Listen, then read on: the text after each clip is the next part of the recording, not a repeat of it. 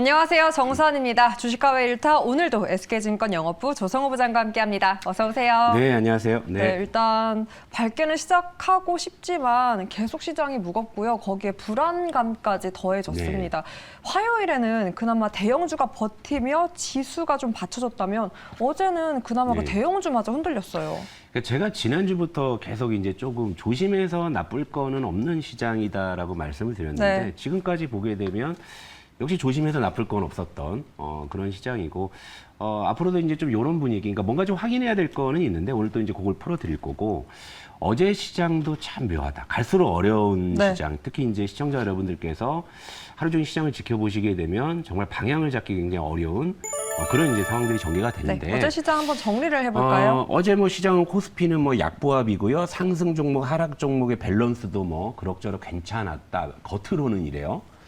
자, 코스닥도 어제 뭐 2차 전지 쪽에서 좀 급락이 나오고 어제 좀 셀트리온 관련한 좀 이런 이슈 때문에 낙폭은 조금 뭐 나오는 상황인데 그렇다고 뭐 하락 종목의 뭐 이렇게 비중이 그렇게 뭐 압도적으로 높거나 그러진 않습니다. 그리고 뭐 수급도 대체적으로 좀 부진한 상황에서 뭐 이제 코스피만 기관이 소폭 좀 매수해 준 정도. 그러니까 전체적인 상황을 봤을 때는 지수 자체는 그렇게 나쁘진 않아요. 뭐 수급도 그렇게 좋지는 않았지만 뭐 지수는 나쁘지 않았고 어제 업종들 특징을 보더라도 분명히 좀 오르는 업종들도 꽤 눈에 띄었어요. 그리고 이제 빠지는 업종들도 꽤 눈에 띄었는데 특징적인 건 운수장비. 요즘 시장에서요, 이제 좀 추세가 좋은 시총상위 업종하면은 좀 자동차와 조선인 것만큼은 좀 분명해 보여요.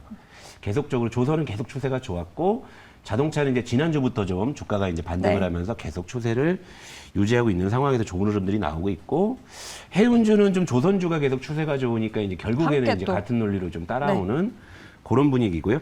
어제 조금 이제 특징적인 게 전기가스 유틸리티 쪽, 특히 이제 어제 한국전력이 좀 급등을 했는데 이 내용을 설명해 드리자면 이제 그 지역 발전소에서 그 발전한 전기를 한국전력이 의무적으로 그 매입을 해주는데 그 단가가 이제 좀 조정이 되면서 이제 역마진 우려가 좀 해소가 됐다. 이런 부분 때문에 이제 한국전력의 조금 이제 실적이 좀 좋아지지 않겠느냐 이런 기대감이고요. 뭐 가스공사도 뭐 비슷한 논리로 오는 것 같아요. 뭐 상승 업종은 이렇게 좀 볼 수가 있고.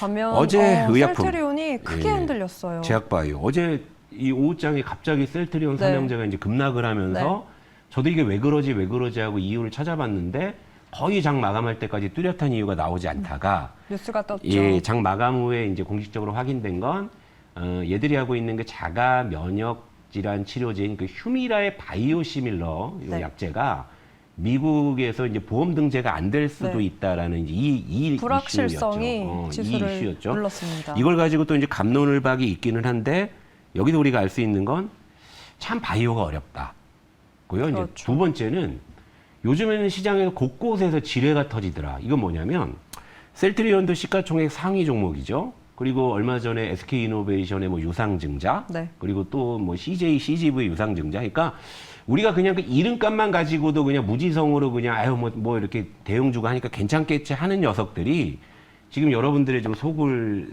상하게 하는 일들이 요즘 자주 발생해요.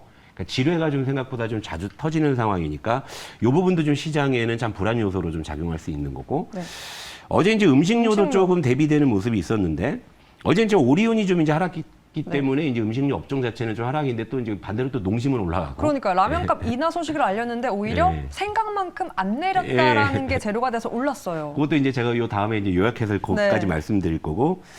2차 전지도 어제 에코프로가 그래도 막판에 2만 올이라고 와 이걸 말아 올릴 뻔하다가 여기서 멈췄는데 그나마 에코프로가 장중에 낙폭을 많이 회복을 했기 때문에 코스닥이 그래도 요 정도로 좀 마감을 했는데 전체적으로는 상당히 좀 어지러운 시장이었다. 이렇게 좀 정리할 수 있고. 그러니까 불안한 만큼 뉴스에 호재든 악재든 너무나 민감하게 반응하고 있는 것 같아요. 그리고 제가 구분은 이렇게 업종별로 파란 거, 빨간 거를 체크했지만 재미있는 현상은요. 오르는 업종에 있는 종목을 내가 들고 있다고 해서 그게 오르지도 않았어요. 업종과 섹터가 요즘도 무의미해지더라고요. 자세하게 체크해 보겠습니다. 요즘은 동네를 맞게 찾아도요. 번지수가 틀리는 일들이 너무 많은 거예요. 동네는 맞아도 동네까지 잘 찾아왔거든요. 이게 아니네. 이 골목이 아니었구나. 옆 골목이 되는 거예요. 자, 어제 예를 들면 IT를 보실게요. 자, LG이노텍은 어제 꽤 제법 흐름이 좋았어요. 근데 SK하이닉스는 오르지 못하는 이런 모습들. 그러니까 같은 업종 내에서도 희비가 교차되고요. 네. 어제 화학업종도 그런 모습이 눈에 띄었습니다. 금호석이는 올랐지만 롯데케미칼은 하락. 1% 넘게 하락했죠. 예, 그리고 요즘 여러분들이 굉장히 관심 많으신 그 의료기기 루닛. 쪽도 어, 어제 뭐 루닛은 올랐는데 뷰노는 뷰노는 더 빠졌어요. 하락하고 그죠. 그리고 어제 전체적으로 주저앉은 2차 전지에서도 와, 저는 이 부분이 가장 놀라웠던 게 사실 테슬라 급락에 예. LNF가 정말 이말올 예, 이었잖아요. 얘는 이말올이 됐고 얘는 이말 올 뻔. 뻔. 예, 이걸 말아 올릴 뻔이고 얘는 그러니까요. 이말올을 한 거예요. 그러니까 너무 어려운 예, 시장입니다. 우리가 동네를 잘 찾아가도요. 이 번지수가 그러니까 옆집으로 이 택배가 가는 일들이 계속 이제 발생을 하니까 정말 난이도 자체가 정말 최상의 시장이다. 네. 예, 여러분. 그러니까 예를 들면 진짜 지난주부터 조심해서 나쁠 게 없는 게 이런 데서 나오는 거예요. 물론 이제 우리가 운이 좋아서 번지수도 맞으면은 뭐 소기의 성과를 거둘 수도 있는 장이긴 해요. 왜냐면 어제 또 상승 종목도 그렇게 뭐 적지는 않았으니까. 네. 근데 이 업종 내에서도 종목별로 또 이제 수급 쏠림과 차별화가 진행이 되니까 그러니까 이런 부분들을 여러분들께서 이제 일일이 추적하시기가 굉장히 좀 어려우실 거예요. 그래서 이제 굉장히 난이도 최상의 시장이니까 우리가 이제 이 부분을 조금 더 체크를 할 필요가 있습니다. 네. 네, 이러한 시장을 한마디로 표현해 주셨는데 네. 와닿는 분들 많을 것 같아요. 그래서 저는 오늘의 제목이 이걸 지었습니다. 오늘의 이런 시장을 어떻게 네, 표현하냐면 오늘의 바로 시장 키워드로 한번 체크를 해볼까요? 바로 돗대기 시장. 정말 주식시장이 돗대기 시장이에요, 진짜. 뭐 질서도 없고 어려워요. 어지럽고 뭐 예를 들면 이제 어제 제가 사실 이제 특징 업종으로 언급 안 했지만 이제 막 5G 섹터가 어제 뭐 일제히 급등하는 것도 맞아요. 미국에서 심지어. 미국에서 그것도 50조 초고속 인터넷 깐다는데 왜 우리 통신 장비주들이 오를지 그러니까 그만큼 시장 자체가 두서가 없고 질서가 없고 이런 상황이니까 제목 짓기도 참 어려워요. 그만큼 혼란스러운 시장. 그래서 이제 돗대기 시장이라고 제가 이제 오늘 키워드를 갖고 왔는데 간밤에 뉴욕 증시도 말이에요, 여러분. 이렇게 한번 생각해 보세요. 물론 올라서 다행이에요. 네. 올랐기 때문에 오늘 시청자 여러분들 아침에 눈 뜨셔가지고도 조금 그래도 오늘 괜찮겠네라는 기대감을 우리가 이제 가지는 아침이겠지만 어제 뉴욕 증시가 오른 이유 우리가 한번 좀 따져보자고요, 여러분. 자, 어제 소비 지표가 좋게 나왔어요. 네, 자, 주택 지표도 괜찮게 괜찮았습니다. 나왔습니다. 그러다 보니까 침체 우려가 뭐 완화되면서 올랐다 이 논리인데 언제 지표 좋아서 우리 시장이 올랐죠? 오히려 지표가 좋아지면은 자동으로 따라붙는 우려가 뭐였죠? 금리 인상. 네. 보통 그런 지표가 좋게 나오게 되면 아이고 이거 금리 인상 2번 하겠구나라는 그런 논리로 오히려 시장이 겁먹고 주춤했죠. 겁먹고 주춤하는 게 일반적인 논리인데 이게 오히려 간밤에는 확 뒤집힌 거예요. 올랐어요. 그 이것도 우리가 체크해 봐야 된다 이거죠. 그러니까 갑자기 얘가 변덕을 부리는 건지 앞으로 시장이 금리 인상보다는 침체 쪽에 논리를 갖다 붙일 건지 이것도 우리가 좀 확인을 해봐야 되는 이런 상황이니까 지금 시장은 뭐가 됐든 간에 굉장히 난이도가 높고 혼란스럽고 질서가 없는 시장이니까 네. 그럼 결국에 이제 어디서 질서가 잡힐지를 우리가 한번 좀 체크를 해봐야 되지 않겠습니까? 그래서 오늘 이제 그걸 좀 풀어드리고 가도록 할게요. 네, 코스피의 차트도 한번 보면서 흐름 정리를 해보도록 하겠습니다. 어제 우리 코스피는 그래도 약보합으로 비교적 선방에서 네. 끝냈지만 기술적으로 보면 계속 21선 추세선에서 멀어지고 있는 겁니다.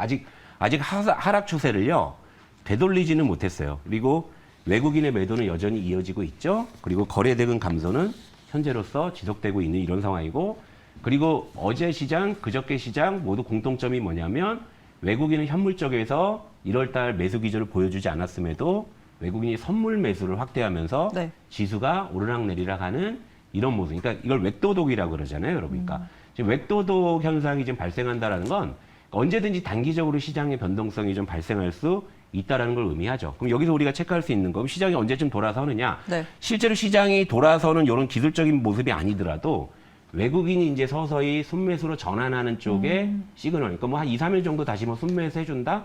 그러면은 이제 다시금 이제 추세를 돌릴 쪽으로 이제 우리가 좀 그걸 가늠할 수가 있겠죠. 그러니까 시장 전체적으로 보면은 여전히 무겁다라는 점을 여러분들께서 꼭 아셔야 될 것 같고요. 네, 수급의 청신호가 가장 네. 급한 것 같은데 그 외에 다른 우리가 체크해볼 신호들은 어떤 것들이 있을지 보도록 하겠습니다. 예, 제가 지난주부터 여러분들께 앞으로 이거 3개만 보자고 말씀드린 거 기억나시죠? 네. 거기에 플러스 알파 하나를 더 제가 하나가 더 가지고 왔어요. 생겼네요.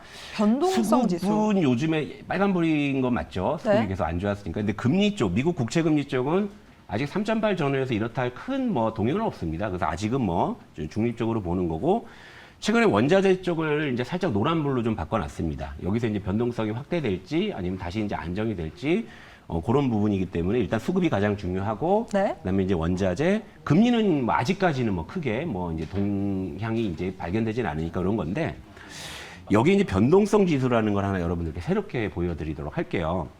여러분들이 이제 그 업종 차트를 보시게 되면은요. 네, 변동성 예. 지수 자세하게 체크해 보겠습니다. 코스피 변동성 지수라는 항목이 있습니다. 여러분 그 HTS나 이런 거 보시게 되면 업종에 코스피 변동성 지수라고 따로 그걸 네. 차트화해 놓은 게 있어요. 그게 바로 이 그림인데 이게 그러니까 쉽게 말해서 공포지수 이야기하는 겁니다, 여러분. 공포지수. 근데 이 공포지수가 현재로서는 거의 바닥권에 있어요. 네. 이게 언제냐면 이제 재작년 7월 이후에 현재 변동성 지수가 이제 최저치예요. 그러니까 아직 시장 참여자들은 현재 시장이 좀 불안불안하지만 이렇다 할 큰 공포심은 느끼지 않고 있다는 걸 의미하거든요. 근데 이 변동성 지수라는 녀석이 참 이제 신기한 녀석인 게 한번 조용히 있다가 튀면은요 멈추질 않아요. 근데 일단 짜고 끝을 보고 오네요. 내려옵니다. 끝을 보고 내려와요. 근데 이게 시장하고 역의함수를 갖고 있습니다. 그러니까 예를 들면 이게 치솟으면 시장은 아래쪽으로 그렇죠. 간다는 걸 의미하는 거예요. 그러니까 지금 상황에서 여러분들 그러니까 많은 고민하실 거예요. 여기서 주식을 다시 사야 되냐 아니면 더 비중을 줄여야 되나 고민이 많으시잖아요. 요거 네. 보세요. 요게 지금 딱 그냥 21선 지금 딱 이제 붙어 있거든요. 요게 이제 뚫고 이제 만약에 치솟는다고 하면 모르긴 몰라도 시장이 좀 기분 조정을 받을 가능성이 있고 이건 어디까지 제 개인적인 시나리오고 생각입니다만 네. 저는 7월 상순까지 좀 우리가 이제 운이 없다면 한번 좀 큰 변동성이 있을 가능성을 저는 사실 시나리오로 좀 두고 있어서 거기에 맞춰서 사실 저도 전략을 짜고 있거든요. 제가 최근에 우리 일타포트에서도 이제 주식 비중을 좀 줄여놓은 것도 사실 네. 그런 연장선상이긴 한데요. 7월 상순까지 뭐 이렇다 할 큰 변동성이 없다고 하면 오히려 시장은 그냥 계속적으로 이제 우상향을 해서 가을까지도 갈 가능성이 있다고 봐요. 그러니까 우리가 이제 고비라고 생각하는 구간은 이제 6월 말이잖아요. 네. 그러니까 앞으로 한 1, 2주 정도가 조금 이제 고비라고 보는데 그 고비를 우리가 체크할 수 있는 건 바로 이 변동성 지수다. 이게 바로 이제 갑자기 치솟아서 그러면 왜냐하면 치솟아서 그러면은 그냥 깔짝대고 내려오는 적이 거의 없거든요. 한번 그냥 이렇게 쭉 치솟고 나서 시장이 한번 급격하게 흔들린 다음에 다시 내려오면서 시장이 반등하는 이런 그림들이 이제 나타나기 때문에 여러분이니까 플러스 알파로 요걸 좀 이제 받으실 필요가 있다. 이렇게 말씀드릴게요. 그런 네. 신호를 꼭 확인해 봐야 할 것 같은데요. 그럼 확인하기 전까지 7월을 중심으로 2주 정도의 시간이 있을 때 네. 우리한테 가장 필요한 건 역시나 기다리는 보수적이고 자세일까요? 이거 마지막으로 이거 말씀드리고 네. 갈게요. 여러분 주식은 언제나 살 준비를 하는 게 아니에요. 주식은요 언제나 살 준비 안 해도 돼. 돈 있으면 아무 때나 사면 돼. 이거 준비 안 해도 돼요. 근데 오히려 언제나 팔 준비는 해놓고 계셔야 돼요. 너무 어려운 부분이잖아요. 이게 이제 시청자 여러분들이 제가 이제 상담을 진행해 보면 또 이제 공통적으로 많은 이제 그 고민이 뭐냐면 충분히 그 이 종목에 대해서 수익을 보신 구간들도 꽤 있었어요. 있는데 못 파신 거예요. 그다음 이제 그 주식이 이제 물리고 나서 그거 가지고 이제 마음고생을 많이 하시는 경우들이 많은데 언제나 팔 준비가 우리 돼 있어야 되고 그 팔 준비를 하기 위해서 우리가 지켜봐야 될 것은 바로 코스피 변동성 지수다. 오늘 여기까지 말씀드리고 물러가도록 하겠습니다. 네, 그 변동성 지수의 시그널 혹은 나의 어떤 종목을 팔아야 될지 얼만큼 팔아야 될지 모르겠다 하시는 분들 전화와 문자로 상담 주시면 언제든지 함께 부장님과 해결책 논의해 보도록 하겠습니다. 오늘도 SK증권 조성우 부장과 함께했습니다. 고맙습니다.